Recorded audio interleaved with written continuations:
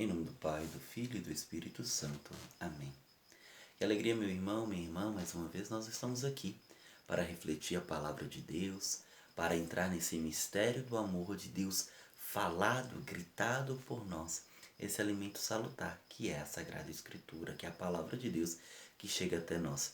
E hoje com um sabor todo especial, nessa 18ª semana no Tempo Comum, aí no dia 6 de agosto de 2020, nós celebramos com toda a igreja a festa da transfiguração de nosso Senhor Jesus Cristo.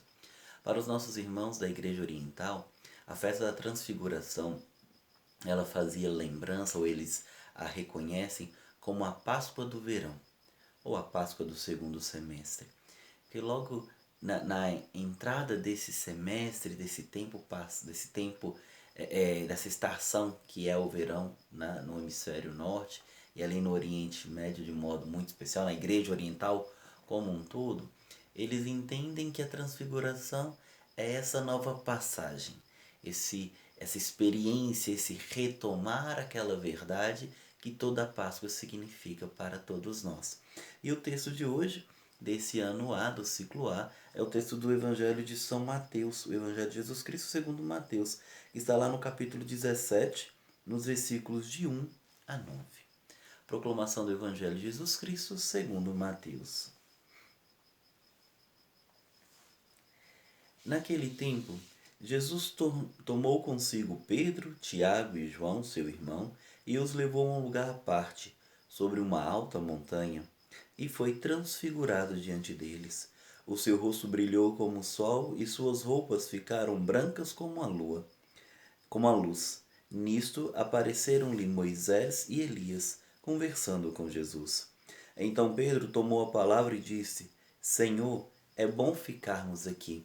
Se queres, vou fazer aqui 3 tendas, uma para ti, outra para Moisés e outra para Elias. Pedro ainda estava falando quando uma nuvem luminosa os cobriu com sua sombra. E da nuvem uma voz dizia: Este é o meu filho amado, no qual eu pus todo o meu agrado. Escutai-o. Quando ouviram isto, os discípulos ficaram muito assustados e caíram com o rosto em terra. Jesus se aproximou, tocou neles e disse: Levantai-vos e não tenhais medo. Os discípulos ergueram os olhos e não viram mais ninguém, a não ser somente Jesus.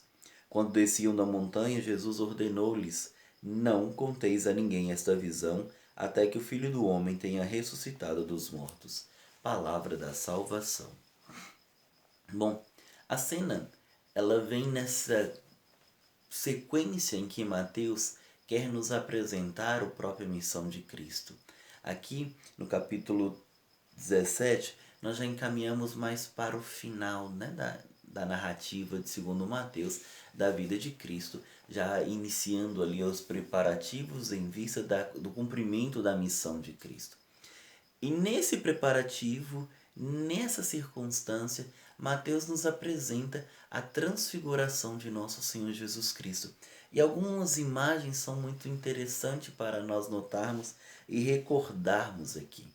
Primeiro, Jesus Cristo chama alguns, né, Pedro, Tiago e João, aqueles que estavam sempre nos momentos de maior intimidade. São eles que vão ser testemunhas da agonia de Jesus, são eles que vão ser testemunha da ressurreição da filha de Lázaro, são eles que estão mais próximos. É aqueles dentre a comunidade de Jesus que ele resolveu dar uma missão específica, convidando-os a experimentarem mais profundamente dessa intimidade com o Senhor, para assim continuar a missão. E Jesus os chama para uma montanha alta, como São Mateus vai querer dizer. Mateus, que está aí envolto, né, com a cultura, com o pensamento judaico, ele vai sempre colocar as grandes manifestações e ações de Jesus Cristo ligados ao momento onde ele sobe na montanha. Porque no Antigo Testamento e na cultura judaica, o alto da montanha é o lugar da revelação de Deus. Foi no alto da montanha que Moisés recebeu as tábuas da lei, é no alto da montanha que Elias faz a experiência de se encontrar com Deus, que passa pela sombra, é no alto das montanhas que há toda a teofania da presença de Deus, do agir de Deus no Antigo Testamento. E aqui Mateus quer nos recordar isso, que no alto da montanha também Jesus Cristo se coloca para experimentar ou retomar essa relação com a profundidade da sua missão, então permitindo que os seus discípulos possam participar. E ali no alto da montanha, dessa montanha que é narrada aqui no evangelho de hoje, Jesus é transfigurado, ou seja, ele assume uma nova figura, representada pela brancura do seu rosto e de suas vestes. Vai ter um outro evangelho que vai dizer que nenhuma lavadeira conseguiria ter alvejado as roupas tal qual elas haviam estado brancas, representando toda a pureza, toda a grandiosidade, toda a divindade presente ali, que Jesus Cristo então se apresenta para os seus discípulos na plenitude da sua divindade, se nós podemos dizer desta maneira, de uma maneira, de um modo visível, de um modo palpável, tocado. Mas eis que, após estar com essa transfiguração, essa mudança de figura, aparecem duas personagens interessantes para nós notarmos: Moisés e Elias. Moisés vai ser sempre o símbolo da lei, sempre aquela figura que representa a lei, a que representa os mandamentos, que representa esse chamado do Deus que escolheu um povo, escolheu o seu povo, os hebreus, para se revelar, para se dar a conhecer, e o deu através da lei e dos mandamentos. Que então Jesus Cristo, ele é amparado, vamos dizer assim, pela lei, por Moisés, que diante dele se coloca também em diálogo. E existe uma outra figura, que é a figura de Elias. Elias é o protótipo ou modelo ideal do ser profeta. O profeta que permanece fim à religião, fim a essa realidade de relacionamento com Deus que havia em todo o Antigo Testamento, que a gente vai chamar do javismo, né? Lembrando aí do nome de Javé, do Senhor, que é apresentado, que é anunciado como aquele que é, e Elias é o guardião dessa missão profética.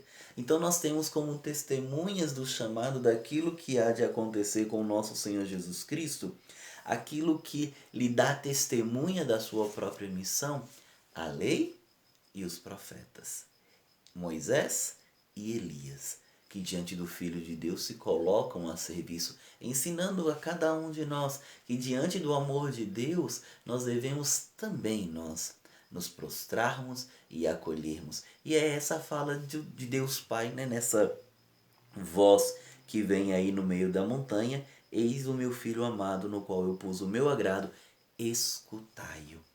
Essa ordem de escutar aquilo que ele diz é dita a cada um de nós.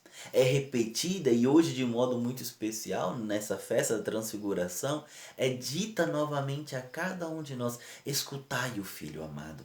Prestemos atenção, meus irmãos, ao Cristo que se coloca presente, que se faz junto a nós e que fala aos nossos corações e que espera de nós uma resposta, também ela de amor. Diante desse Filho amado, nós também nos tornamos amados do Pai. No Filho, nós nos tornamos filhos. Então, essa responsabilidade, esse chamado por escutar, por prestar ouvido, por dar atenção, né? Nesse ato, nesse gesto de obedecer, de acolher essas palavras, é um chamado a cada um de nós de permanecermos fiéis ao Senhor. Como os discípulos, muitas vezes nós tememos, né? Temos medo, nos deixamos ter o coração preenchido de tantas coisas que não é Deus, que isso nos causa espanto, nos causa medo. Mas hoje o convite do Senhor é exatamente esse, também a nós. O próprio Cristo, o Filho amado, nos toca e diz: levantai-vos, não tenhais medo.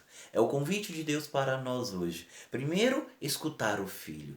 E depois não ter medo e colocar-nos a caminho, entendendo que a festa da transfiguração é um fortalecimento aos nossos corações para permanecermos fiéis e fiéis até o fim, testemunhando o Cristo que não passa, mas que é sempre presente a nos fortalecer e a nos conduzir a uma vida nova, a uma vida de santidade.